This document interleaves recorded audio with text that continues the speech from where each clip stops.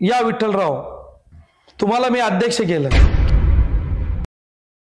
की विठ्ठल भाऊंनी आणि मुरकुटे साहेबांनी त्या ठिकाणी राष्ट्रवादी काँग्रेस पक्षामध्ये प्रवेश करण्यासाठी किंवा उमेदवारी मागण्यासाठी अजितदादांकडे गेले। आज माझी वेळ आहे, मलाही वाटतं की त्या ठिकाणी तालुक्याचा आमदार व्हावं। अजून मला वरिष्ठांचा कोणाचा काही माघार घेण्यासाठी फोन नाही आला।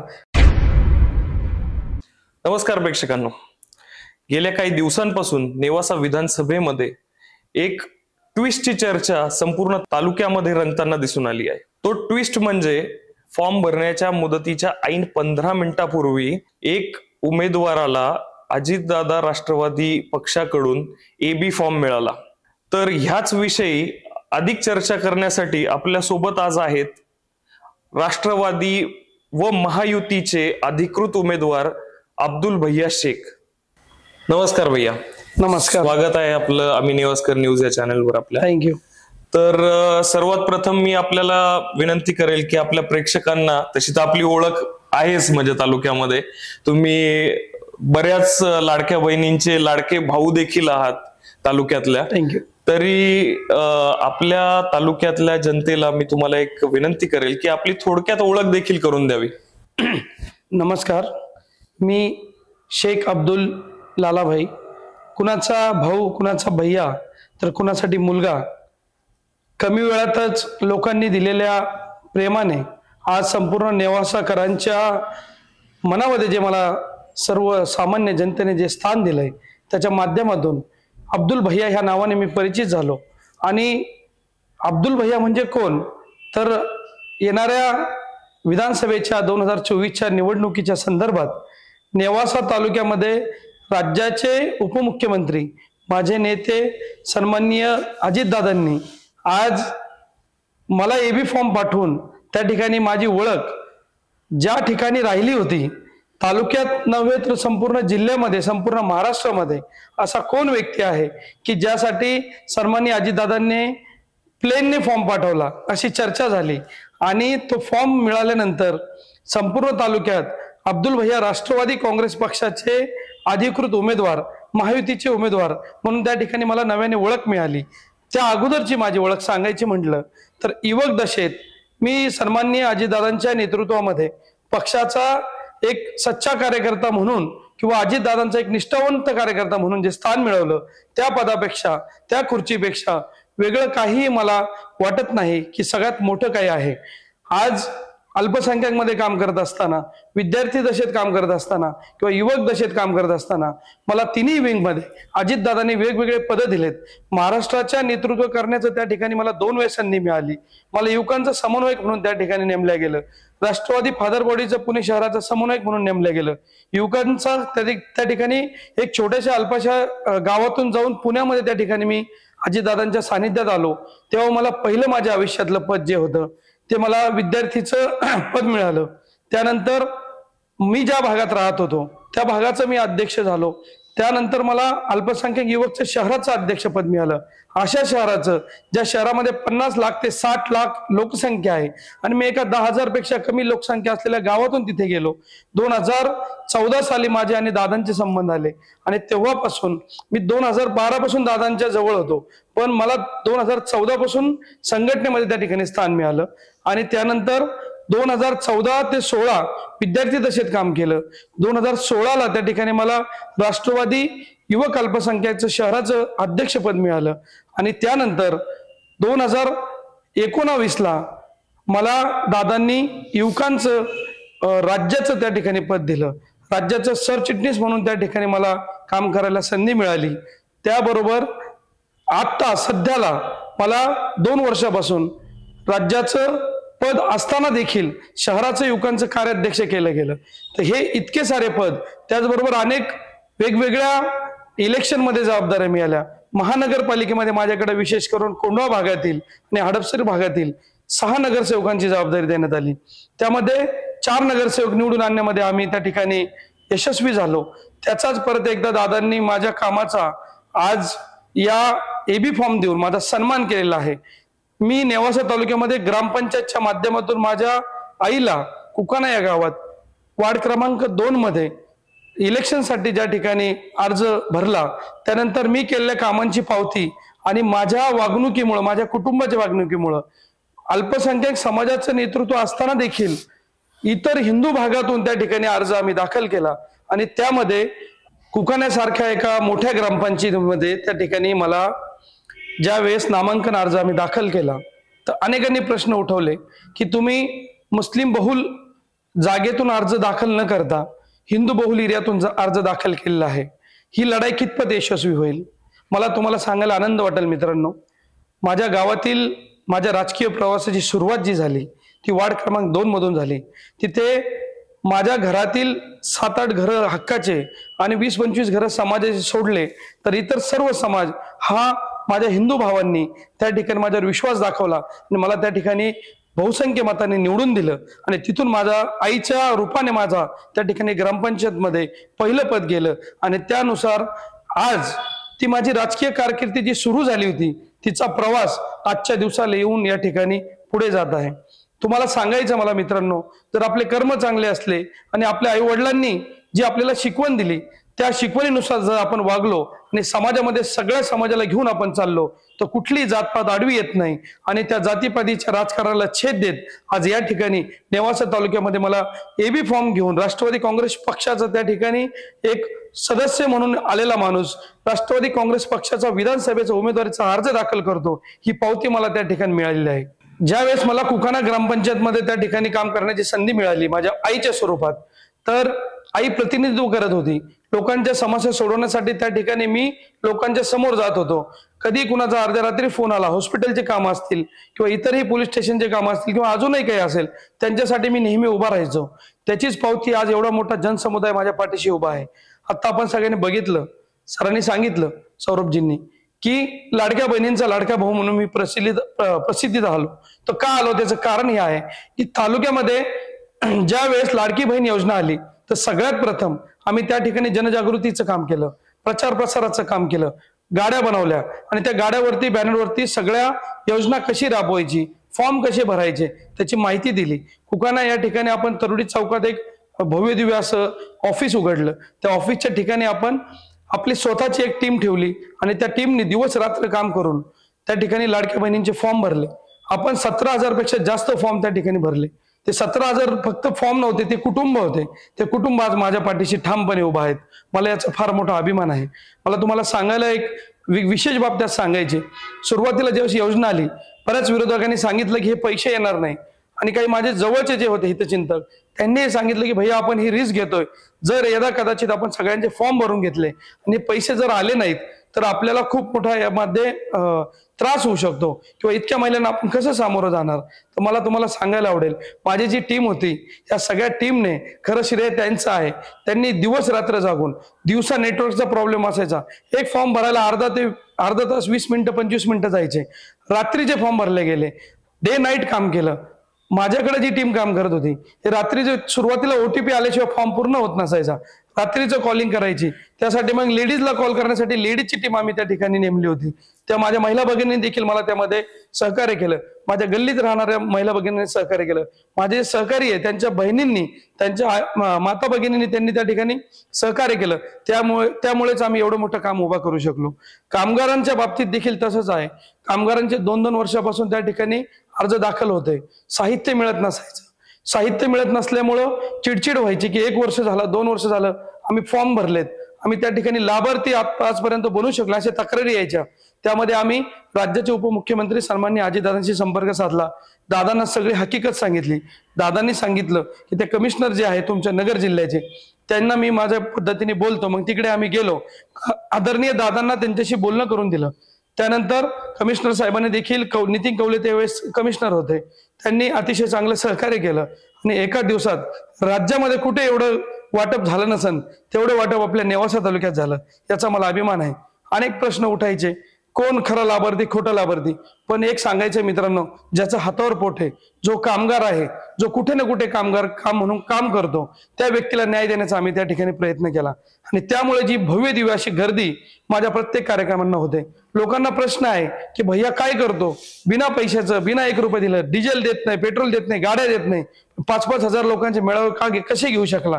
त्याचं कारण हे आहे, जे आम्ही काम केलं ते कामातून आज लोक माझ्या बरोबर जे लोक खंबीरपणे उभे आहे ते माझ्या कामामुळे माझ्या पाठीशी उभे आहे. आम्ही 28,000 कुटुंब या ठिकाणी आज जोडण्यात सक्षम प्रकारे त्या ठिकाणी यशस्वी झालेलो आहे. पुढील प्रश्न एक असा आहे ज्याचं कुतूहल आपल्या तमाम नेवासकरांना देखील आहे, नेवासा तालुक्याच्या तमाम जनतेला त्याचं कुतूहल आहे की एक राजकीय जो पाऊल मोठा जो दादांनी तुमच्यावर विश्वास टाकून उचलला की थेट एक अवघा 15 मिनिटाचा कालावधी बाकी होता फॉर्म भरण्याची जी काही मुदत निवडणूक आयोगाने जाहीर केलेली होती त्याला फक्त 15 मिनिटाचा अवघा वेळ बाकी असताना तुमच्यापर्यंत एबी फॉर्म आला. तो एबी फॉर्म आला, त्याच्या मागची एक जी पडद्यामागची जी गोष्ट असते ते बिटवीन द लाईन्स, ती गोष्ट तमाम जनतेला जाणून घेण्याची इच्छा आहे, तर ती तुम्हाला विनंती करतो की ती आम्हाला सांगावी. नक्कीच. खऱ्या अर्थाने एका पिक्चर मध्ये जसा कुठला सीन असतो तसाच तो सीन होता. सुरुवातीला आम्ही सगळेजण मुंबईला सर्व इच्छुक सर्व पक्षांच्या नेत्यांना भेटून विनंती करण्यासाठी आपापल्या पद्धतीने प्रयत्न करत होतो. प्रत्येकाला वाटायचं की मी एक चांगला उमेदवार आहे आणि आपल्या पक्षाने मला न्याय दिला पाहिजे. तसंच आम्हालाही वाटायचं की आम्हाला आमच्या पक्षाने न्याय दिला पाहिजे. 12 वर्ष पक्षाची त्या ठिकाणी काम केल्यानंतर मला असं वाटलं की आता आपण विधानसभेची तयारी केली पाहिजे. त्या अनुषंगाने आम्ही गेले 6 महिने जे कामाचा धडाका केला होता तर त्याचा रिझल्ट आम्ही येणाऱ्या ज्या माझे मेळावे असायचे त्या शक्ती प्रदर्शनमध्ये दाखवून दिलं. एका उमेदवाराला इलेक्शन करण्यासाठी जे जे करावं लागतं, ग्राउंडवरती काम करावं लागतं, शक्ती प्रदर्शन करावं लागतं, नेत्यांचा विश्वास जिंकावं लागतं, त्याचबरोबर त्या ठिकाणी निधी आणावा लागतो. आम्ही 30 कोटी रुपयांचा निधी आदरणीय दादांच्या मार्फत त्या ठिकाणी आणला होता. त्याचबरोबर शिष्यवृत्ती आम्ही 35 कोटी रुपयांची त्या ठिकाणी आपल्या दादांच्या माध्यमातून त्या ठिकाणी लोकांना मिळवून दिलेली आहे. तसे आरोग्याचे आम्ही 166 फाईल त्या ठिकाणी राज्यात केलेल्या आहे, फक्त नेवासा तालुक्यात नाही, संपूर्ण राज्यात आम्ही आरोग्याची मदत केलेली आहे. आणि अशा विविध त्या ठिकाणी आम्ही काम करत असताना आम्ही एक गोष्ट बघितली की सन्माननीय अजितदादा सर्वसामान्य कार्यकर्त्याला न्याय देतात, ताकद देतात. मग त्याच एका विश्वासावर आम्ही त्या ठिकाणी एक पाऊल पुढे टाकलं. तर आम्हाला विश्वास होता की दादा त्या ठिकाणी आम्हाला न्याय देतील. त्यावेळेस अचानक 1 दिवस अगोदर, फॉर्म भरण्याच्या 1 दिवस अगोदर न्यूजला त्या ठिकाणी एक लाईन वाचायला मिळाली की नेवासा विधानसभेची उमेदवारी सन्माननीय विठ्ठलराव लंगे पाटील यांना जाहीर झालेली होती आणि शिवसेनेने ती जागा घेतली आहे. तर ती कळाल्यानंतर त्या ठिकाणी मोठ्या मनाने आम्ही तो निर्णय त्या ठिकाणी मान्य केला. आणि सगळ्यात पहिलं मी विठ्ठल भाऊंना त्या ठिकाणी फोन केला, त्यांचं अभिनंदन केलं. त्यानंतर माझा दुसरा फोन जे या स्पर्धेत होते बाळासाहेब मुरकुटे साहेब त्यांना केला. ते अतिशय त्या ठिकाणी नर्वस झालेले होते आणि ऑफकोर्स होणार, एक माझे आमदार आहेत, त्यांना पण वाटत होतं की या स्पर्धेत मी आहे, माझ्या पक्षाने मला न्याय द्यावा. पण बीजेपीला ही जागा दिला अशी चर्चा असताना त्या ठिकाणी राष्ट्रवादी आणि बीजेपीचा जास्त या ठिकाणी ह्या जागेवरती दावा सांगितला जात होता. आणि शिंदे सेना अचानक लोकसभेच्या मिळालेल्या लीडमुळं त्या ठिकाणी त्यांनी देखील दावा केला आणि त्या ठिकाणी मुख्यमंत्र्यांनी ती जागा विठ्ठलराव लंगे यांना सोडून घेतल्याचं आम्हाला कळालं. तर त्यावेळेस आम्ही वरिष्ठांशी संपर्क साधला. राज्याचे युवकांचे अध्यक्ष आदरणीय सूरज भैयांना मी त्या ठिकाणी फोन केला. सूरज भैयांनी मला सांगितलं जोपर्यंत पक्ष काही तुम्हाला सांगत नाही तोपर्यंत तुम्ही ही कुठलाही निर्णय घेऊ नका, वेट आणि वॉचच्या भूमिकेत राहा. तर मला असं वाटलं की सूरज भैया माझी मनधरणी करताय. तर रात्री मी आदरणीय बाळासाहेब मुरकुटेंच्या घरी गेलो. तिकडे त्यांचेही बरेचसे कार्यकर्ते नर्वस झालेले होते. 500 ते 700 कार्यकर्ते त्या ठिकाणी त्यांना भेटायला आलेले होते. सगळ्यांच्या भावना ह्या तीव्र होत्या. प्रत्येकाला वाटतं की आपल्या नेत्याला त्या ठिकाणी मान सन्मान पक्षाने दिला पाहिजे. सगळ्याची एकच भावना होती, पक्षाने विचारात न घेता ही जागा शिवसेनेला दिली आणि बाळासाहेब मुरकुटेंवर कुठेतरी अन्याय झाला असं त्यांचं मत होतं. त्यांच्याशी चर्चा केली. त्यानंतर रात्री बाळासाहेब मुरकुटे त्या ठिकाणी घरी आले. माझं त्यांचं 15 मिनिटं संभाषण झालं. त्यानंतर सगळे त्या ठिकाणी जमलेले लोक आणि आम्ही सगळेजण त्यांच्या पटांगणात बसून त्यावरती चर्चा करत होतो. त्यानंतर मी एक गोष्ट बघितली की अतिउत्साही जे कार्यकर्ते होते त्यांच्या भावना ज्या होत्या त्या खूप तीव्र होत्या. तर आम्ही कुठल्याही प्रकारचं त्या ठिकाणी आपण त्या ठिकाणी रिॲक्ट होणं चुकीचं आहे. किंवा माझ्याही घरी गर्दी जमलेली होती, मलाही फोन होते, भैया तुम्ही घरी या, पण मला वाटलं की महायुतीचा आमदार जर निवडून आणायचा असेल तर आपल्याला सगळ्यांना त्या ठिकाणी एकजूट दाखवणं गरजेचं आहे. तर त्या ठिकाणी त्यांच्याशी संपर्क करण्यासाठी विठ्ठल भाऊ देखील आले. विठ्ठल भाऊ आल्यानंतर आम्ही सगळे तिथं बसलो, आमच्या काही चर्चा झाल्या आणि मोठ्या मनानं त्या ठिकाणी आम्ही तो निर्णय स्वीकारलेला होता. अचानक मला 1:30 वाजता त्या ठिकाणी पार्थदादा पवार यांचा फोन आला, अजितदादांचा देखील फोन आला. दोन्ही नेत्यांनी मला सांगितलं की पक्ष तुम्हाला योग्य वेळी न्याय देणार आहे, तुम्ही कुठेही काही गडबड करू नका, कुठे भाष्य करू नका, तुम्ही शांत राहा. एवढं बोलल्यानंतर मला काही कळालं नाही. मला वाटलं माझी मनधरणी करण्यासाठी त्या ठिकाणी आदरणीय दादा आणि पार्थदादा माझ्याशी बोलतायत. पण मला तुम्हाला खऱ्या अर्थाने सांगायचं मित्रांनो, एक नेता कसा असावा किंवा आपण ज्या नेत्याच्या विश्वासावर त्या ठिकाणी राजकारणात येतो आणि ते राजकारणात आल्यानंतर आपला प्रवास सुरू होतो, तर आपल्या नेत्याने आपला सन्मान कसा करावा हे शिकायचं असेल तर सन्माननीय अजितदादा यांच्याकडून खरोखर ते शिकण्यासारखं आहे. सकाळी मला 9 वाजता परत एक फोन आला. आमच्या जिल्ह्याचे जे अध्यक्ष आहेत कपिलजी पवार, त्यांचा मला फोन आला. त्यांनी मला सांगितलं, भैया नर्वस व्हायचं नाही, तुमचं वय कमी आहे आणि मी तुमच्या पाठीशी खंबीरपणे उभे आहे. जर तुम्हाला कुठेही काही मदत लागली तर नेहमी मला हाक द्या, एक मोठा भाऊ म्हणून त्या ठिकाणी मी तुमच्या पाठीशी उभा राहील. कपिल दादांचं मी विशेष अभिनंदन करेल की त्यांनी त्या ठिकाणी मनापासून मला त्या ठिकाणी मला सांभाळायचं काम केलं. अनेक वेळेस ज्या वेळेस अडचणी येतात तर माझ्या पक्षाचे जे मुख्य नेते आहेत त्यांच्याशी संपर्क साधल्यानंतर हे सगळे लोक त्या ठिकाणी ठामपणे माझ्या पाठीशी उभे राहतात. म्हणजे असा एक परिवार, हा पक्ष नाही आहे फक्त. अजितदादांचा राष्ट्रवादी काँग्रेस पक्ष हा पक्ष नसून हा एक परिवार आहे. याचं उत्तम उदाहरण जे आहे ते ह्या सगळ्या प्रवासात मला दिसून आलं. त्यानंतर मी 12 वाजता त्या ठिकाणी विठ्ठल भाऊंचा फॉर्म भरण्याकरता नेवासाच्या रॅलीमध्ये सहभाग घेतला. माझे कार्यकर्ते होते, त्यांचेही होते. आम्ही मोठ्या जल्लोषात त्या ठिकाणी त्यांचं नामांकन दाखल करायला, अर्ज दाखल करायला गेलो. त्यांचा अर्ज दाखल केला. अर्ज दाखल केल्यानंतर मी त्या ठिकाणी आम्ही सगळेजण गप्पा मारत बसलो होतो. मी हसी मजाक मध्ये त्या ठिकाणी बोललो की बघा अजूनही माझा पक्ष माझी मनधरणी करतोय की तुम्ही घाबरायचं नाही, पक्ष तुमच्या पाठीशी आहे, पक्ष मला न्याय देणार आहे. आपण एबी फॉर्म भरला तरी मला असे फोन का येतात मला कळत नाहीये. त्यानंतर अवघ्या 10 मिनिटांनंतर परत एक फोन आला की तुमचा एबी फॉर्म घेऊन तुमच्या तहसीलच्या आवारात अशी व्यक्ती उभा आहे आणि प्लेनने तो फॉर्म आपले जिल्ह्याचे नेते, त्यांचं मी नाव जाणून बुजून घेईल की त्यांनी हा सगळा सस्पेन्स ठेवला आणि त्यांनी योग्य वेळी मला तो फॉर्म पोहोच केला. असे अविनाश दादा अधिक साहेब, त्यांच्या माणसाचा मला फोन आला. त्यांनी तो फॉर्म मला नेवासा तहसील या ठिकाणी आणून दिला आणि तो फॉर्म प्लेनने जाऊन स्वतः त्यांनी आणले होते. आमचे 2 फॉर्म, एक लहुजी कानडे साहेब माजी आमदार श्रीरामपूरमधून त्यांनी त्या ठिकाणी अर्ज दाखल केला, दुसरा माझा फॉर्म होता, तो फॉर्म मला दिला. आणि तो फॉर्म दिल्यानंतर मी सगळ्यात पहिलं कुणाला सांगितलं, तो विठ्ठल भाऊ लंगेंना सांगितलं की मला त्या ठिकाणी एबी फॉर्म आलेला आहे पक्षाचा, ही कुठेही मी लपून ठेवलं नाही. त्या ठिकाणी सगळे होते, सचिन मोदे सरडा होते, माऊली भाऊ पेचे होते, त्या ठिकाणी ससे काका होते, त्या ठिकाणी ऋषिकेश शेट्टे होते, बरेच सगळे इच्छुक जे होते सगळे होते. सगळ्यांना मी सांगितलं की मला एबी फॉर्म मिळालेला आहे पक्षाचा आणि तो मी अर्ज दाखल करत आहे. तर आपणही सहभागी झाला तरी आनंदच आहे. पण काही तांत्रिक अडचणीमध्ये संभ्रमात पडले की असा निर्णय कसा होऊ शकतो, अचानक उमेदवार बदलला गेला की काय. त्यांचं पण साहजिक आहे, त्यांना पण टेन्शन येणं की त्यांनी फॉर्म भरला आणि अचानक उमेदवार एबी फॉर्म घेऊन येतोय, तर ते आतमध्ये येऊ शकले नाही काही तांत्रिक अडचणीमुळं. मग त्यानंतर आम्ही नामांकन दाखल केलं. माझा सगळा फॉर्म ऑलरेडी 1 दिवस अगोदर स्वतः लंगे पाटलांच्या वकिलांनी, माझे वकील आणि लंगे पाटलांचे वकील हरदेश भाऊसाहेब आणि कर्डक भाऊसाहेब यांच्या ऑफिसला आम्ही पूर्ण करून ठेवला होता. त्यांनीच मला तो फॉर्म तिथं भरा म्हणून सांगितलं होतं की ते फॉर्म व्यवस्थित भरू शकतात, चुका होणार नाही. आम्ही एकमताने सगळे वावरत होतो. त्याच्या अगोदर बाळासाहेब मुरकुटेंचा अपक्ष फॉर्म भरण्यासाठी देखील आम्ही मोठ्या मनाने त्या ठिकाणी 2 जणही सामील झालो होतो. म्हणजे आम्ही सगळेजण एकमताने त्या ठिकाणी ठामपणे होतो.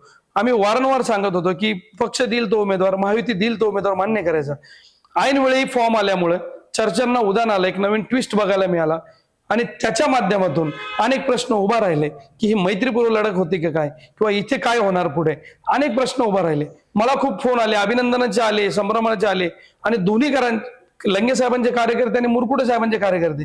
तुम्हाला एक विशेष बाब सांगतो, या सगळ्या प्रवासात या दोन्ही गटाच्या कार्यकर्त्यांनी मला प्रचंड प्रेम दिलं. म्हणजे मला ज्या दिवशी महायुतीचा मेळावा होता त्या दिवशी मला उचलून घेणारे कार्यकर्ते बाळासाहेब मुरकुटेंचे होते आणि लंगे पाटलांचं ज्या दिवशी रॅलीचं त्या ठिकाणी आयोजन होतं, मला उचलून घेणारे कार्यकर्ते लंगे पाटलांचे होते. माझ्या कार्यकर्त्यांना मी क्लिअर कट सांगितलं होतं त्या ठिकाणी आपण कुठल्याही प्रकारचं मला उचलून घ्यायचं नाही, माझ्या नावाची घोषणा द्यायची नाही, कारण आपण एकमताने आहोत हा मेसेज जाणं गरजेचं होतं. त्या ठिकाणी माझ्या कार्यकर्त्यांनी किंवा आमच्या राष्ट्रवादी काँग्रेस पक्षाच्या सर्व पदाधिकाऱ्यांनी ते प्रामाणिकपणे पाळलं. एक शिस्तप्रिय पक्ष म्हणून त्या ठिकाणी नावारूपाला आम्ही ह्या नेवासा तालुक्याला आलेलो आहे. त्यानंतर तो फॉर्म भरला. फॉर्म भरल्यानंतर मी आपल्याशी संवाद साधला. माझे सगळे भाषणं बघा, माझे सगळ्या कमेंट बघा. मी आजपर्यंत जेवढे मेळावे घेतले किंवा आतापर्यंत महायुतीच्या विरोधात कुठल्याही नेत्याच्या विरोधात एक सन्मानानं त्या ठिकाणी बोलत आलेलो आहे. टीका करताना मान मर्यादा, वय या सगळ्या गोष्टीचं भान ठेवून आणि विकासाच्या मुद्द्यावर मी हे इलेक्शन करतोय. सगळ्यांनी माझं व्हिजन बघितलेलं आहे.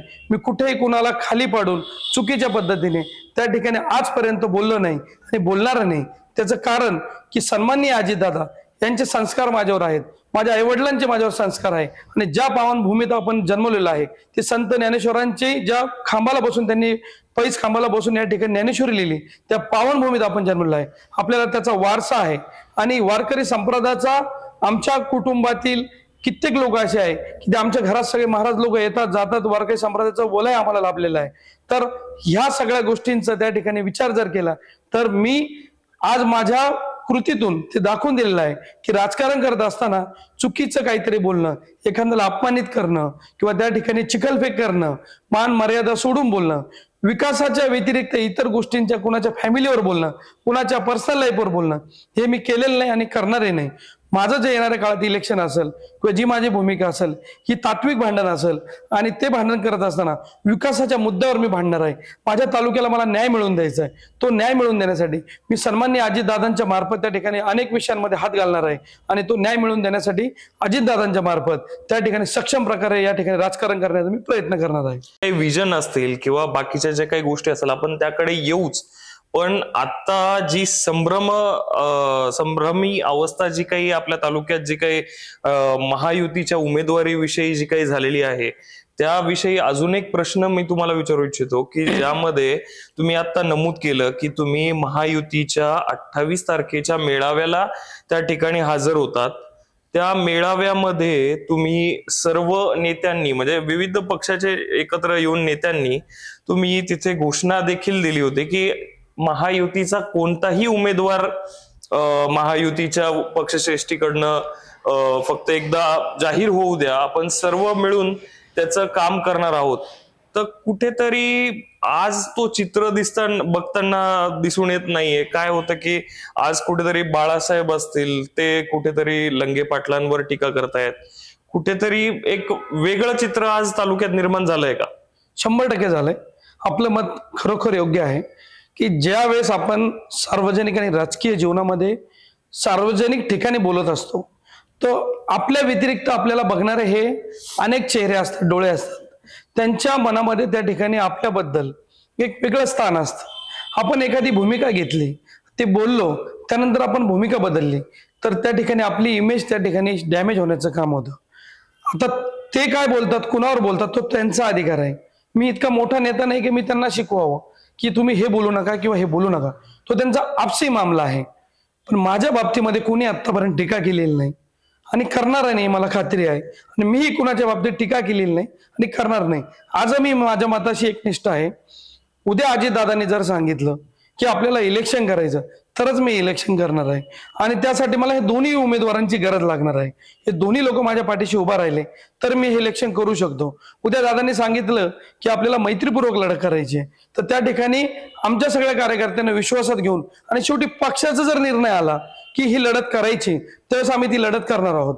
मात्र आज रोजी मी ह्या मताशी सहमत आहे की अजूनही आम्ही तिघांनी एकत्र आलं पाहिजे. अजून वेळ गेलेली नाहीये. आज जर खऱ्या अर्थानं बघितलं याच्यामध्ये जे अपक्ष उमेदवार आहेत त्यांनाही विश्वासात घेणं गरजेचं आहे. सचिन भाऊ असतील, इतरही सगळे सहकारी ते पण लागणार आहेत. निवडून येण्यासाठी त्या ठिकाणी फक्त मी एकटा किंवा बाळासाहेब मुरकुटे साहेब एकटे किंवा लंगे पाटील एकटे जर लढले तर त्या ठिकाणी 100% आपल्याला दगाफटका होऊ शकतो.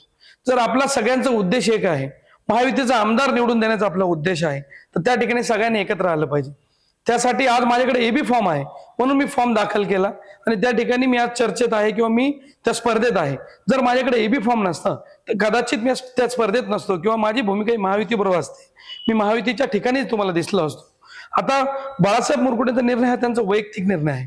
त्यांना मी आज सांगू शकत नाही आपण काय केलं पाहिजे. पण माझी ह्या आपल्या प्रेसच्या माध्यमातून त्यांनाही विनंती असेल, आपण आपल्या भावना ज्या आहेत, कार्यकर्ते 100% म्हणत असतात, मलाही कार्यकर्ते म्हणतात, लंगे पाटलांनाही म्हणतात, त्यांनाही म्हणतात, आता माघार नाही.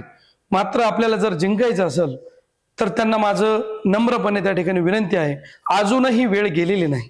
आपण सगळ्यांनी बसावं, एकत्रित यावं आणि योग्य दिशा त्या ठिकाणी या तालुक्याला देण्यासाठी आपण आपला त्या ठिकाणी त्याग करणं गरजेचं आहे. आणि ती त्यागाची भूमिका जर आपल्या तालुक्याच्या विकासासाठी कोणाला करावं लागत असेल तर त्या ठिकाणी करणं व्हायला आम्ही तयार आहे.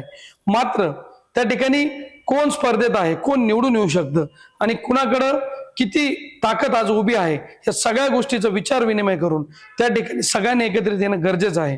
आज माझ्या पक्षाने मला एबी फॉर्म दिलेला आहे. मी त्या ठिकाणी खऱ्या अर्थाने बघितलं तर माझं वय बघितलं, तुम्ही सगळ्यात लहान उमेदवार आहे. राज्यात सगळ्यात महायुतीतला लहान उमेदवार म्हणून 32 वर्षाचा युवक आज त्या ठिकाणी नामांकन भरतो. माझं रनिंग एज 33 आहे, 32 वर्ष पूर्ण आहे. तर 32-33 वर्षाच्या अवस्थेमध्ये मला विधानसभेच्या उमेदवारीचा अर्ज मिळतो आणि त्या ठिकाणी मी राष्ट्रवादी काँग्रेस पक्षाचं, जो पक्ष गडाख आणि घुले कुटुंबांना त्या ठिकाणी आजपर्यंत त्यांनी या तालुक्यात प्रतिनिधित्व केलं, अभंग साहेबांनी प्रतिनिधित्व केलं, अशा दिग्गज कुटुंबांचं त्या ठिकाणी प्रतिनिधित्व करणारा पक्ष म्हणून ओळखला जातो.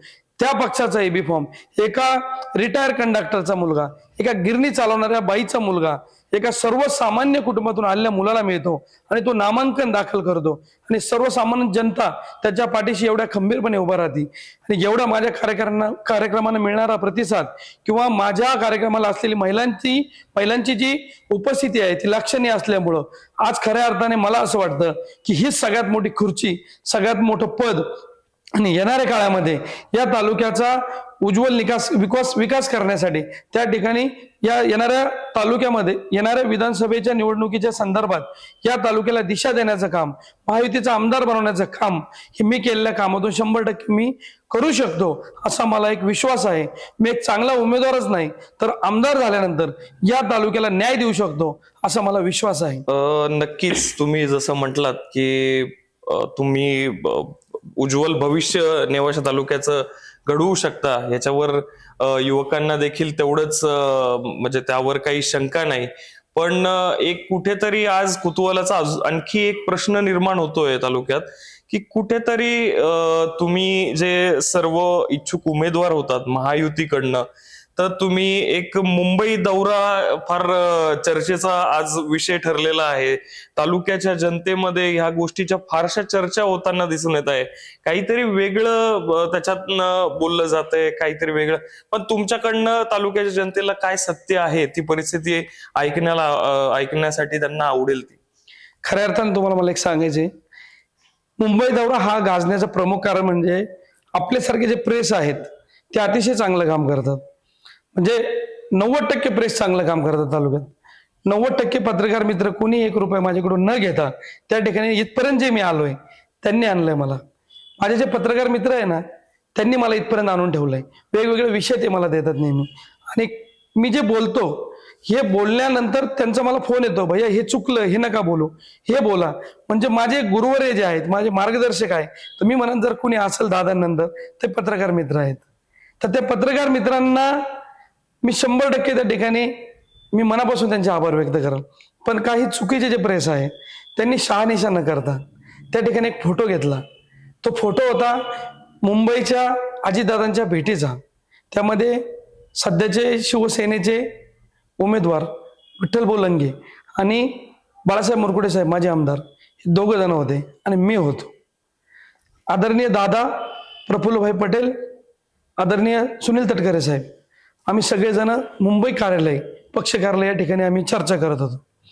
तर आम्ही तिथे कशासाठी गेलो होतो आणि काय बातम्या लागल्या याच्या संदर्भात मला तुम्हाला सांगायचंय.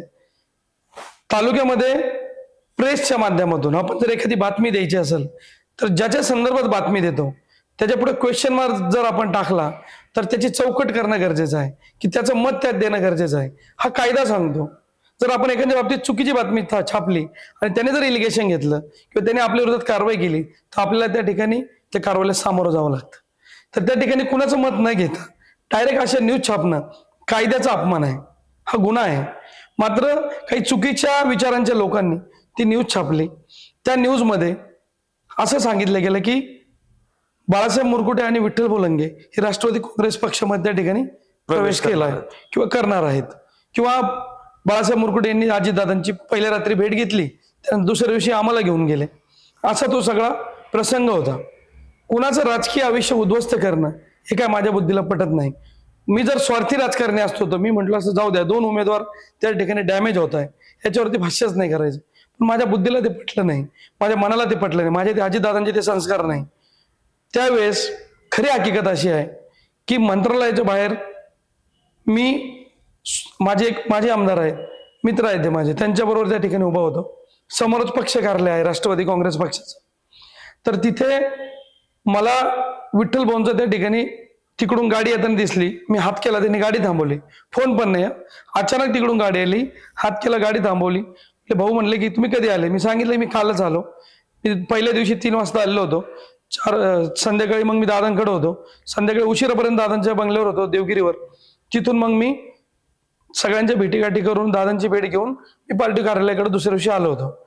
तर मी म्हणलो की त्यांनी मला सांगितलं की बाळासाहेब मुरकुटे साहेब पण इथंच आहेत, आम्ही पण इकडे आहे, सचिन भाऊ, इतर लोकांचे बरेच लोक नावं सांगितले, सगळे लोक आहेत इथं. तर त्यांचा पण फोन येतो. मी त्यांच्याकडेच चाललो होतो. ते बीजेपी पक्ष कार्यालयात होते. राष्ट्रवादी काँग्रेस पक्षाचं पक्ष कार्यालय हे मंत्रालयाच्या समोरच्या बाजूने आहे आणि त्याच्या विरुद्ध दिशेने थोडं पुढे गेले 100-200 मीटर तर बीजेपीचं पक्ष कार्यालय आहे. तर त्या पोलीस स्टेशनच्या जवळच बीजेपी पक्ष कार्यालयाच्या बाजूलाच बाळासाहेब मुरकुटे होते. त्यांनी बाळासाहेब मुरकुटे साहेबांना फोन केला विठ्ठल भाऊंनी. मी एका गावात आहे, बाळासाहेब मुरकुटे साहेब माझ्या इथून 5 किलोमीटरवर राहतात, मी इथं राहतो. मी राष्ट्रवादी काँग्रेस पक्षाचं कामकाज बघतो, ते बीजेपीचं बघतात. आमचा संपर्क कार्यालय समोर आहे, पण आमचा कुठला संघर्ष नाही किंवा कुठले वादविवाद नाही. पण कधी असा फार काही संबंध आला नाही की मला त्यांचा नंबर पण माझ्या फोनमध्ये नव्हता, प्रामाणिकपणे सांगतो. जर तुम्ही आजही माझं चेक करू शकता, मी माझे बरेचसे नंबर जे आहेत ते हे आजही 15-20 दिवसापूर्वी सेव्ह केलेले नंबर आहे. तर बाळासाहेब मुरकुटे साहेबांचं मला त्या ठिकाणी त्यांनी माझं बोलणं करून दिलं विठ्ठल भाऊंनी त्यांच्या फोनवरून की भाई पण इथं भेटलेत या इकडं. तर तिकडं ते त्यांच्या भेटीगाठीसाठी आले होते. ते तिकडून पक्ष कार्यालयासमोर आले. आमची चर्चा झाली, तालुक्याच्या विकासाच्या संदर्भात चर्चा झाली की जर उमेदवार द्यायचा असेल तर तो उमेदवार हा सक्षम राहिला पाहिजे, त्याने विकास केला पाहिजे. आम्ही कुठल्याही उमेदवाराला त्या ठिकाणी विरोध केला नाही त्यावेळेस, ज्याला कुणाला भेटल इथपर्यंत की मी तर त्यांना त्या दिवशी त्या ठिकाणी सांगितलं कुणालाही तिकीट भेटलं तर आपल्याला काम करावं लागणार आहे. आपल्याला महायुतीचा आमदार निवडून आणण्यासाठी त्या ठिकाणी आपल्याला काम करणं गरजेचं आहे. आणि त्यांनी सांगितलं की तुम्ही दादांना भेटले का? म्हणलं काल भेटलो. तर म्हणलं दादा पण आज इथंच आहे, तर आपण दादांना भेटून घ्यायला पाहिजे, ते पण महायुतीचे नेते आहेत. त्यांना सांगितलं पाहिजे लवकर निर्णय घ्या. आमची जी भेट होती ना ती भेट याच्यासाठी होती की जेवढे दिवस जास्त चालले निर्णय घ्यायला त्याच्यामुळं विरोधकांना संधी मिळते आणि आपण कुठेतरी कमी पडतोय, तर लवकर निर्णय घेणं गरजेचं आहे. तर तो निर्णय घेण्यासाठी आपण दादांकडे गेलो. दादांना सांगितलं की आम्ही सगळे एकमताने आहोत, आपण जो उमेदवार द्याल तो मान्य असेल आणि लवकर निर्णय घेऊन आम्हाला पुढे कामाला लागायसाठी त्या ठिकाणी आपण निर्णय घ्यावा. तर मी अजितदादांचे PA जे आहेत त्यांना फोन केला, राज्याचे अध्यक्ष सूरज भाऊ त्यांना फोन केला. दोघांनी मला सांगितलं की तुम्ही या इकडं, दादांनी तुम्हाला वेळ दिलेली आहे. मी त्या ठिकाणी गेलो, पक्ष कार्यालयात गेलो. पक्ष कार्यालयात गेल्यानंतर 5 मिनिटाच्या आत दादाने आम्हाला बोलवलं. नेवासाचा विषय म्हणलं, दादा विशेष प्रेम करतात. दादांनी लगेच त्या ठिकाणी आम्हाला बोलवलं. दादांच्या समोर गेल्यानंतर मोठ्या मनाने या दोन्ही नेत्यांनी सांगितलं की अब्दुल भैया ज्यावेळेस इथं आले त्यांनी राष्ट्रवादी काँग्रेस पक्षाचं काम हाती घेतलं, तळागाळापर्यंत त्या ठिकाणी काम केलं, लाडकी बहीण योजना केली, अतिशय चांगली राबवली, त्या ठिकाणी कामगारांना न्याय दिला, त्या ठिकाणी विविध योजना जनतेपर्यंत पोहोचवल्या. आणि राष्ट्रवादी काँग्रेस पक्षाचं घड्याळ चिन्ह जे आहे ते कुठेतरी संपत चाललं होतं, मिटत चाललं होतं. त्याला पुन्हा एकदा त्या ठिकाणी संजीवनी देण्याचं काम भैयाच्या माध्यमातून झालं. हे मोठ्या मनाने हे सगळं व्हिडिओ क्लिपमध्ये पण आहे. आमच्या पक्ष कार्यालयात जे प्रतिनिधी असतात त्यांनी सगळं रेकॉर्डिंग केलेलं होतं. हीच चर्चा होती. आमच्याकडे प्रूफ आहे सगळ्या गोष्टीचं. माझ्या कामाचा गौरव एक माझे आमदार करतात, बीजेपीचे, भाजप पक्षाचे, आमचे मित्र पक्ष आहे, पण कुठेतरी ते पण आज रेसमध्ये होते. आणि विठ्ठल बोलंगे करतात, ते सध्या बीजेपीचे जिल्हा अध्यक्ष होते आणि तालुक्यामध्ये ते इच्छुक होते. म्हणजे हे 2 इच्छुक त्यावेळेस येऊन त्या ठिकाणी माझी ते जिल्हा परिषदेचे अध्यक्ष आहे, एवढे 2 मोठे नेते त्या ठिकाणी येऊन माझ्या नेत्यांसमोर, माझ्या कामाचा गौरव करतात. याच्यापेक्षा अजून काय पाहिजे मला? बरेच जण विचारतात की आता सध्या हे सगळं करून तुम्हाला काय मिळालं? तर मला ह्या तालुक्यामध्ये माझा राष्ट्रवादी काँग्रेस पक्ष मिळाला, हे माझं ठामपणे मत आहे. जर मला काय मिळालं हे सगळं करून, तर मला माझा राष्ट्रवादी काँग्रेस पक्ष मिळाला. जो पक्ष साखर सम्राटांचा पक्ष, शिक्षण सम्राटांचा पक्ष म्हणून ओळखला जायचा, तो आज एका गिरणी चालवणाऱ्या बाईचा मुलाचा पक्ष. यापेक्षा अजून मला काय पाहिजे? यापेक्षा वेगळं काय हवंय आपल्याला? तर ह्या दोन लोकांनी, दोन नेत्यांनी माझ्या नेत्याजवळ येऊन मनाचा मोठापणा दाखवणं, माझी स्तुती करणं माझ्यासाठी खूप मोठं आहे. तर दादांनी त्यावेळेस विचारलं की ही जागा, दादांनी सांगितलं की गेल्या दादांनी तर पहिलं हे सांगितलं, या विठ्ठलराव तुम्हाला मी अध्यक्ष केलं. मी शब्द दिला होता वेगळा आणि त्या ठिकाणी डायरेक्ट अध्यक्ष केलं. म्हणजे समितीचा अध्यक्षपदाचा शब्द होता आणि डायरेक्ट अध्यक्ष केलं. म्हणजे त्या ठिकाणी विठ्ठल भाऊनी ते मान्य केलं, हो दादा आपणच मला त्या ठिकाणी अध्यक्ष केलं आणि मला आपण न्याय दिला. तर तालुक्याला मला सांगायचंय, आदरणीय विठ्ठल भाऊ लंगेनं जे अध्यक्ष केलं ना, ते अजितदादांनी केलं. तर अजितदादांनी त्यावेळेसही लंगे पाटलांना न्याय दिला. तर लंगे पाटलांना त्यावेळेस अजितदादांनी विचारलं की मी जर अब्दुल भैयाला उमेदवारी दिली, ही जागा आम्ही लढणार आहे आणि जागा मी त्यांच्यासाठी सोडून घेतलेली आहे, तर ही जागा आम्ही लढणार आहे आणि जर समजा त्यांना उमेदवारी दिली, तुम्ही प्रामाणिकपणे त्यांच्या पाठीशी उभे राहाल का? ही त्यावेळेस झालेली चर्चा आहे. येस, हे अजितदादांनी विचारलं. तर दोन्हीही नेत्यांना विचारलं, बाळासाहेब मुरकुटेंनी विचारलं. दोघांनाही मोठ्यापणाने सांगितलं की जर समजा अजितदादा आपण जर निर्णय घेतला आणि ही जागा जर राष्ट्रवादीला गेली आणि आपण जर अब्दुल भाईला तिकीट दिलं, तर त्या ठिकाणी आम्ही दोघंही त्यांच्या पाठीमागे उभं राहू, सक्षम प्रकारे त्यांना निवडून आणण्यासाठी त्या ठिकाणी मदत करू. त्यानंतर आमची चर्चेनंतर बाहेर तोच फोटो व्हायरल झाला आणि त्या फोटोवर राजकारण असं झालं की विठ्ठल भाऊंनी आणि मुरकुटे साहेबांनी त्या ठिकाणी राष्ट्रवादी काँग्रेस पक्षामध्ये प्रवेश करण्यासाठी किंवा उमेदवारी मागण्यासाठी अजितदादांकडे गेले. तर हा सगळा जो प्रकार होता, हा प्रकार बघितल्यानंतर कुणाचं तरी राजकीय आयुष्य त्या ठिकाणी उद्ध्वस्त करणं किंवा त्या ठिकाणी त्यांना डॅमेज करणं, जर मी कपटी राजकारणी असतो तर मी म्हटलं असतं जाऊ द्या, हे दोन स्पर्धक कमी होत आहे किंवा यांना डॅमेज होत आहे, पण मी ते केलं नाही. माझ्या बुद्धीला ते पटलं नाही. मला अजितदादांचे संस्कार आहे, माझ्या आई वडिलांचे संस्कार आहे. मी प्रामाणिकपणे त्या ठिकाणी जी न्यूज आली, सगळ्यांनी त्या ठिकाणी आमच्या राष्ट्रवादी काँग्रेस पक्षाचा प्रचार केला दिवसभर विरोधकांनी, ती न्यूज व्हायरल करून. आणि त्यानंतर आम्ही 7 वाजता त्या ठिकाणी लाईव्ह घेतलं आणि त्याने ट्रेलर लॉन्च केलं होतं आणि मी त्यानंतर पिक्चर लॉन्च केला आणि सत्यता जनतेसमोर आणली. आणि त्यानंतर 7 पासून पुढे त्या ठिकाणी सत्यता पुढे आणून आम्ही स्वतः खरे किती आहोत किंवा किती प्रामाणिक आहोत हे जनतेला दाखवून दिलं. त्यामुळे जनतेच्या मनात माझं स्थान हे त्याच दिवशी हे डबल झालं होतं. बाळासाहेब मुरकुटेंचे कार्यकर्ते असतील किंवा लंगे पाटलांचे असतील, ते सगळ्यांचे मला फोन आले, भैया खरोखरच तुम्हाला मानलं, तुम्ही प्रामाणिक आहात, तुम्ही सच्चे आहात आणि तुम्हाला ज्या वेळेस न्याय भेटल आम्ही सगळेजण त्या ठिकाणी तुमच्या पाठीशी उभा राहू. आज माझी वेळ आहे. मलाही वाटतं की त्या ठिकाणी या तालुक्याचा आमदार व्हावं. आज मला एबी फॉर्म मिळालेला आहे, माझ्याकडे क्षमता आहे या तालुक्याचं नेतृत्व करण्याची. तर मी वाट बघतो. त्या ठिकाणी कार्यकर्ते माझ्यावर आहेच मनाने, नेत्यांनी पण माझ्या पाठीशी उभा राहावं ही शेवटपर्यंत मला अपेक्षा असेल. शेवटी दादा जो निर्णय घेतील तो मला मान्य राहील. आजही मी माझ्या भूमिकेला ठाम आहे. महायुतीचा आमदार करण्यासाठी त्या ठिकाणी मी सक्षम प्रकारे सामोरं जाणार आहे. त्यावेळेस माझी भूमिका ही क्लिअर असेल की या तालुक्याला जर समजा आपल्याला दिशा द्यायची असेल, विकास करायचा असेल, तर आपण सगळ्यांनी एक मताने एकत्र आलं पाहिजे. आजचा दिवस महत्वाचा आहे. अजून मला वरिष्ठांचा कोणाचा काही माघार घेण्यासाठी फोन नाही आला. काल मी दादांना भेटायला गेलो होतो पाडव्याच्या निमित्ताने आणि आदरणीय सुनील तटकरे साहेबांना भेटलो, पार दादांना भेटलो. सगळ्यांचं मत आहे की तुम्ही पूर्ण तयारी करा, आपण या ठिकाणी सक्षम नेतृत्व करू शकता हे आम्हाला विश्वास आहे. आपण कुठल्याही प्रकारचं त्या ठिकाणी माघार घ्यायची नाही. जोपर्यंत दादा सांगत नाही तोपर्यंत आपण माघार घेऊ नका. आणि आदरणीय दादा जो निर्णय देतील, आदरणीय दादा जे सांगतील तो माझा निर्णय असेल, त्याप्रमाणे माझी पुढची भूमिका असेल. आता जसं की आपण आता चर्चा करतोय ह्याच्यामध्ये आपण अनेक इच्छुक उमेदवारांविषयी देखील चर्चा केली, अनेक अधिकृत उमेदवारांची देखील चर्चा झाली. जसं की शिवसेना शिंदे गटाकडनं तुम्ही म्हणाल आपले लंगे पाटील तिथे अधिकृत उमेदवार आहेत. प्रहार जनशक्ती पक्षाकडनं देखील एबी फॉर्म बाळासाहेबांना देण्यात आलेला आहे, मुरकुटे साहेबांना. तर या सगळ्या चित्रामध्ये कसं वाटतं की तुम्हाला ह्या दोघांच्या संघर्षाचा कुठेतरी तालुक्यात फायदा होईल? मी फायद्याचं राजकारण करणारा व्यक्ती नाही साहेब.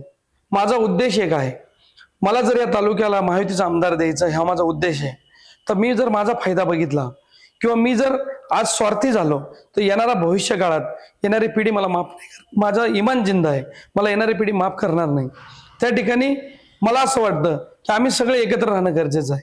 आणि हे जर एकत्र जर आले तर कार्यकर्त्यांच्या भावनांचा देखील यांनी सगळ्यांनी आदर केला पाहिजे. आणि कार्यकर्त्यांच्या भावनेचा आदर राखून त्या ठिकाणी सगळ्यांनी त्या ठिकाणी निर्णय घेतला पाहिजे.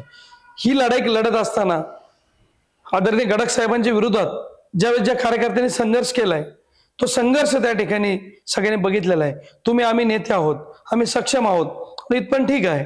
पण जो कार्यकर्ता आहे तो बिचारा संघर्ष करत आलाय, त्याच्या भावना कोण बघणार आहे, त्याचं मन कोण जाणणार आहे? तुम्ही सगळेजण आज जर स्वार्थी झालात, मी स्वार्थी झालो, तर त्या कार्यकर्त्याचं मन कोण जपणार आहे? त्याला वाटतं की आम्ही सगळ्यांनी एकत्र यावं. माझे 100 कार्यकर्ते असतील, प्रमाण कमी असेल, पण त्यांनाही वाटतं मी आमदार हो. बाळासाहेबांचे 500 असतील, त्यांना वाटतं आमदार हो. विठ्ठल भाऊंचे 500 असतील, त्यांना वाटतं आमदार हो. पण हे 500च्या नंतरचा जो गट आहे किंवा माझ्या नंतरचा जो गट आहे, माझ्या कार्यकर्त्यांनंतर किंवा माझ्यावर प्रेम करणाऱ्या माझ्या जीवाभावाच्या मंडळी नंतरचा जो गट आहे, त्यांच्या भावनांचा आदर कोण करणार आहे? बरोबर आहे ना? त्यांच्या भावनांचा आदर केला पाहिजे ना. त्यांना वाटतं ना की कुणीतरी आता ह्या सगळ्या गोष्टी स्वार्थीपणा सोडून त्या ठिकाणी एकत्र आलं पाहिजे. कोणीतरी मनाचा मोठेपणा दाखवला पाहिजे. एक पाऊल आम्ही पुढे टाकायला तयार आहे, त्यांनी एक पाऊल पुढे टाकावं. परत एकदा एकत्र येऊ. एकीचं बळ वेगवेगळं आहे. शेवटी बघा, एक टिपरू, ऊसाचं टिपरू आणि मोळी फरक आहे का नाही? फरक आहे ना.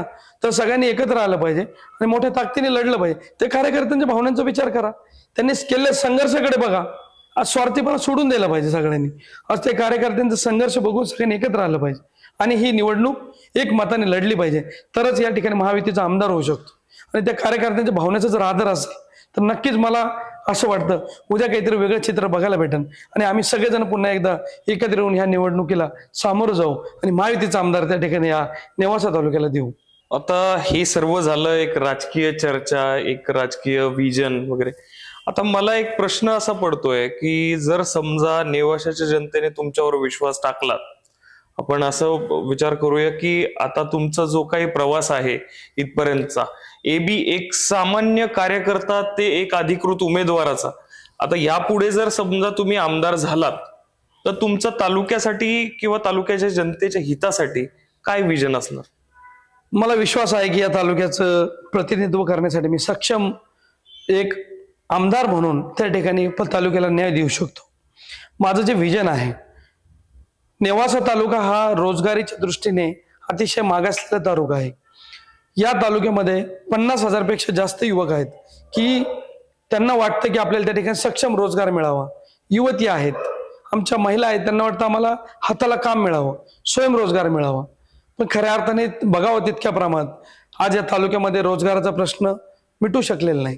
कारखानदारी आहे, शिक्षण संस्था आहे, पण एक लिमिटेड आहे ते. आणि जर समजा त्या ठिकाणी कुणाला नोकरी पाहिजे तर कुटुंब मोठं पाहिजे, वशिला पाहिजे किंवा नेत्यांच्या मर्जीतला व्यक्ती पाहिजे. सर्वसाधारण माणसाला न्याय देण्यासाठी कुठलं व्यासपीठ नाहीये. तर त्या ठिकाणी मला असं वाटतं की तालुक्यामध्ये एक सक्षम MIDC, जी घोडेगाव MIDC जी आहे आपली, तिला सक्षम करण्यासाठी त्या ठिकाणी आमचा सगळ्यात पहिला प्रयत्न राहणार आहे. त्यानंतर 2 इंडस्ट्रियल झोन आपण त्या ठिकाणी मिनी MIDCचे प्रोजेक्ट त्या ठिकाणी आदरणीय दादांच्या मार्फत त्या ठिकाणी आणण्याचा प्रयत्न करणार आहोत. नेवासा तालुक्याला मिनी बारामती किंवा बारामतीच्या पुढचं करण्यासाठी त्या ठिकाणी आपण प्रयत्नशील राहणार आहोत. आज नेवासा तालुका हा बारामती केल्याशिवाय मी राहणार नाही. जर मी ह्या तालुक्याचा आमदार झालो तर नेवासा तालुक्याला बारामती करण्याचा माझा पहिला मानस असेल. त्या ठिकाणी मी आदरणीय दादांबरोबर 12 वर्ष काम केलेलं आहे. दादांचं विजन मला माहिती आहे, दादांचं काम करण्याची शक्ती मला माहिती आहे आणि त्यांच्याच पावलावर पाऊल ठेवून त्या ठिकाणी नेवासा तालुक्याची बारामती करण्यासाठी त्या ठिकाणी मी औद्योगिकरणावर सगळ्यात पहिला भर देणार आहे. औद्योगिकरणामध्ये नेवासा तालुक्यातली जी सक्षम MIDC आहे तिला पॅरलल कुकाणा हे 40 खेड्याला जोडलेलं गाव आहे. कुकाण्यामध्ये त्या ठिकाणी इंडस्ट्रियल झोन आणण्याचा आपला प्रयत्न राहील. आणि प्रवार संगम हे अतिशय पाण्याचं ठिकाण आहे आणि त्या ठिकाणी देखील एअरपोर्ट जवळ आहे आपल्याला. तर 100 किलोमीटरच्या आत जर समजा आपण त्या ठिकाणी कोल्ड स्टोरेज टाकले एअरपोर्टच्या जवळ, तर आपल्याला त्या ठिकाणी चांगल्या मोठ्या मोठ्या कंपन्या कोल्ड स्टोरेजच्या माध्यमातून आपल्याकडे बिझनेस घेऊन येतात आणि कोल्ड स्टोरेज तिकडे मोठे मोठे उभा राहू शकतात. त्याचबरोबर औद्योगिकरणामध्ये त्या ठिकाणी आपल्याला लोकांच्या हाताला रोजगार मिळू शकतो. आपल्याला त्याचबरोबर नेवासा फाटा, वडाळा आणि हे जे गर्दीचे ठिकाण आहे नेवासा, इथे जर तुम्ही बघितलं तर मोठे मोठे गर्दीचे ठिकाण आहे, पण मोठे मोठे एसटी स्टँड नाहीये. किंवा त्या ठिकाणी कुकाना आमचं गाव आहे, इथे एसटी स्टँड नाहीये. इथे जागा नसल्यामुळं अतिशय त्या ठिकाणी एसटी स्टँड नसल्यामुळे लोकांचे त्या ठिकाणी हाल होतात. 40 खेड्याचे गाव इथे येतात, लोक येतात, पण त्यांना एसटी स्टँड नाही. त्यांना एसटी स्टँड मिळवून देण्यासाठी सगळ्यात पहिला आमचा प्रयत्न राहणार आहे. त्याचबरोबर तालुक्यामध्ये आज सक्षम प्रकारचे हॉस्पिटल नाहीत. आपल्याला कमी खर्चाचे गोरगरीब लोकांसाठी 50-50 बेडचे 2 हॉस्पिटल आणि एक 100 बेडचं हॉस्पिटल 3 ठिकाणी आपल्याला त्या ठिकाणी घेऊन यायचे. नेवासा ही नगरपालिका जी आहे, नगर परिषद जी आहे, तिला आपल्याला सक्षम करण्यासाठी आपण एक 3D प्लॅन रेडी केला आहे. 100 कोटीचा आराखडा आपण त्या ठिकाणी रेडी केला आहे. त्यामध्ये आपण मुलांना खेळण्यासाठी गार्डन आणि वयस्कर जे वृद्ध आहेत त्यांना देखील त्या ठिकाणी वयोवृद्धांसाठी आपण वेगवेगळ्या कचेऱ्या त्या ठिकाणी नियोजित केलेल्या आहे. आणि नेवासा जी शहर आहे त्याला सक्षम रोड देण्याकरता, त्या ठिकाणी त्याचा विकास होण्याकरता 100 कोटीचं बजेट आपण असलेलं एक आराखडा त्या ठिकाणी तयार केलेला आहे. त्याचबरोबर आपण जर बघितलं घोडेगाव पासून कुकाना हा जो रोड आहे, तर ह्या रोडला कित्येक खेडे जोडलेले आहे आणि ह्या सगळ्या खेड्याला जोडण्यासाठी ज्या पॅरलल रोड आहे, या रोडला सक्षम करण्यासाठी देखील आपण प्रयत्नशील राहणार आहोत. म्हणजे तालुक्यातल्या चौकोपऱ्यात घोडेगावच्या पलीकडे जर आपण गेलं तर तिकडं मुळाथडीला जर गेलात तर त्या ठिकाणी मोठा संघर्ष आहे. त्या ठिकाणी ऊसाच्या बाबतीतले प्रश्न महत्वाचे आहेत. आदरणीय दादांना कालच माझ्यावर तालुक्याचे अध्यक्ष होते अशोकजी मोरे, आमचे माझे सहकारी आहेत, जीवाभावाचे ते माझे सहकारी त्या ठिकाणी होते. त्यांच्या समोर अंबालिका कारखान्याचं त्या ठिकाणी लवकरात लवकर आपण बैठक नेवासा तालुक्यात घेणार आहोत. आणि इथल्या तालुक्यातला कारखान्यातला जो ऊस काही कारणास्तव जात नाही किंवा काही लोकांना संघर्ष करावा लागतो किंवा भाव मिळत नाही ऊसाला, त्यासाठी आपण इथून अंबालिका शुगर फॅक्टरीला आदरणीय अजितदादांच्या अंबालिका कारखान्याला तो ऊस पाठवण्यासाठी एक लवकरच तातडीची बैठक आपण या ठिकाणी घेणार आहे. आणि त्याच्या माध्यमातून इथला ऊस अजितदादांच्या कारखान्याला पाठवण्यासाठी आपण त्या ठिकाणी आदरणीय अजितदादांच्या मार्फत या ठिकाणी तालुक्यामध्ये एक केंद्र उभारणार आहोत आणि त्याच्या मार्फत त्या केंद्रामार्फत आपण आपल्या तालुक्याच्या शेतकऱ्यांना त्या ठिकाणी न्याय देण्यासाठी आणि सक्षम भाव देण्यासाठी प्रयत्नशील राहणार आहोत. कालची चर्चा ही, कालच मी अंबालिकाचे जे व्यवस्थापक आहेत त्यांच्याशी मिटिंग करून आलेलो आहोत आणि आदरणीय अजितदादांच्या देखील आपण ही गोष्ट घातलेली आहे. दादांनीच मला त्यांच्याशी जोडून दिलेलं आहे. म्हणजे येणाऱ्या काळामध्ये शेतकऱ्यांच्या प्रश्न देखील आपण त्या ठिकाणी वाचा फोडणार आहोत. महिलांना स्वयंरोजगारासाठी त्या ठिकाणी आपण महिला स्वयंरोजगार केंद्र उभारणार आहोत. त्याच्या मार्फत आपण बचत गट 950 बचत गट आपल्या ऑफिस जोडलेले आहेत, त्यांना ट्रेनिंग देणार आहोत. वरती आपण या ठिकाणी सक्षम हॉल बनवलेला आहे. आपले ट्रेनिंग आजही चालू झालेले आहेत. तर महिलांच्या हाताला घर बसल्या काम मिळावं किंवा आमची जी महिला आहे 44 डिग्रीच्या त्या ठिकाणी तापमानामध्ये गावखेड्यामध्ये कामाला जाते, खुरपायला जाते, 300 रुपये 400 रुपये रोजाने कापूस वेचायला जाते. आणि काम करणं वाईट नाहीये, काम केलंच पाहिजे, पण इतकं काम करावं लागतं. आपली उपजीविका भागवण्यासाठी लिमिटच्या बाहेर काम करावं, त्यातून आजार होतात आणि बऱ्याच गोष्टी आमच्या तालुक्यातल्या महिलांना त्या ठिकाणी संघर्षाला सामोरं जावं लागतं. आमची महिला ही नेहमीच कर्णाच्या भूमिकेत राहिलेली आहे. आज तिला न्याय देण्यासाठी आम्ही त्या ठिकाणी महिला सक्षमीकरणाचं सगळ्यात मोठं काम या ठिकाणी तालुक्यात उभा करणार आहोत. त्याच्याबरोबर आपला जो मुख्य माणूस आहे, आपला जो युवक आहे, तो भरकटलेला आहे, त्याला रोजगारासाठी आपण मोठमोठे रोजगार मेळावे या ठिकाणी घेणार आहोत. आता आपण ऑनलाईन रोजगार मेळावे घेतले, 1,500 पेक्षा जास्त लोकांना त्या ठिकाणी आपण बाहेर रोजगार देऊ शकलो. पण ती मला खंत वाटते की माझ्या तालुक्यामध्ये आज त्या लोकांनी घरी राहून त्या ठिकाणी इथेच MIDC झाल्या, इथेच औद्योगिकरण झालं, तर ते आपल्या कुटुंबाच्या जवळ राहून त्या ठिकाणी सक्षम रोजगार मिळू शकतात. कुणाच्याही दारासमोर जाऊन त्यांना हात जोडायची गरज पडणार नाही, कुणाच्याही दारात त्यांच्या आई वडिलांना हातपाय पडायची गरज पडणार नाही. असं आपलं नियोजन राहणार आहे. आता 3D जी बनवली आपण, ती येणाऱ्या विधानसभेची निवडणुकांनी उमेदवार असल्यानंतर आपण ती जनतेसमोर घेऊन येणार आहोत. कशा प्रकारे आपल्याला या तालुक्याचा विकास करायचा आहे, या तालुक्याला न्याय द्यायचा आहे. त्याचबरोबर बऱ्याच लोकांचं असं मत आहे की या तालुक्यामध्ये देवस्थान आहे मोठे मोठे, त्या देवस्थानांना पुढे घेऊन जाण्यासाठी आपण ज्ञानेश्वर देवस्थानला आजच आपण बघितलं आदरणीय दादांनी भरघोस निधी दिला. शनी शिंगणापूर देवस्थान जे आहे त्यासाठी पण आपण प्रयत्नशील राहू. देवगडच्या बाबांनी एवढं चांगलं देवस्थान उभं केलंय, त्यांनी जर आपल्याला सांगितलं, त्यांची सेवा करण्याची आपल्याला संधी मिळाली, ते आपलं भाग्य असेल, तिथे आपण प्रयत्नशील राहू. हुकाना आमचं देवस्थान हिंदू मुस्लिम एकतेचं नेमाशावली दर्गा आदरणीय दादांच्या मार्फत तिथेही आम्ही विकास निधी आणला. अशा अनेक ठिकाणी आपण छोटे मोठे देवस्थानला त्या ठिकाणी निधी आणून देणार, सर्व धर्माला घेऊन सर्व समावेशक काम करण्याचं आपण त्या ठिकाणी प्रयत्नशील राहणार आहोत. त्याचबरोबर तालुक्यामध्ये आपल्याला जे जे विषय आहेत, आपल्याला वाटतं की तालुक्याची जनता संघर्ष करते, तर त्या जनतेला संघर्ष करण्यासाठी त्यांच्याबरोबर एक एकीचं बळ दाखवून आपण स्वतः त्यांच्या पाठीशी खंबीरपणे उभं राहणार आहोत, हे माझं मानच राहील. तालुक्यातून कुकाना गावाला शेजारी जाणारी जी परळी रेल्वे मार्ग आहे, त्याचा संघर्ष आमच्या तालुक्यातल्या लोकांनी केलाय. गावातले आमचे रितेश भंडारे असेल, शहासर असतील, किंवा जे लोक त्या प्रवाहात होते, त्या आंदोलनात सहभागी होते, त्या लोकांनी त्याचा पाठपुरावा केलाय. पण कुठेतरी जाऊन ती रेल्वेचा जो रूट आहे तो सँक्शन असून तो विषय जो आहे तो संसदेतला आहे, तो राज्यस्तरीय विषय नाही आहे, तो केंद्रातला विषय आहे. पण एकदा जर आपण त्या ठिकाणी आमदार झालो तर आपण त्या लढ्याला देखील त्या ठिकाणी उचलण्याचं काम करू आणि आपल्या लढ्याला यश मिळण्याकरता आदरणीय दादांची मदत घेऊन केंद्रात आपण जे रेल्वे खात्याचे मंत्री महोदय आहे त्यांची मदत घेऊन तो प्रश्न सोडवण्यासाठी देखील त्या ठिकाणी आपण पुढे राहणार आहोत.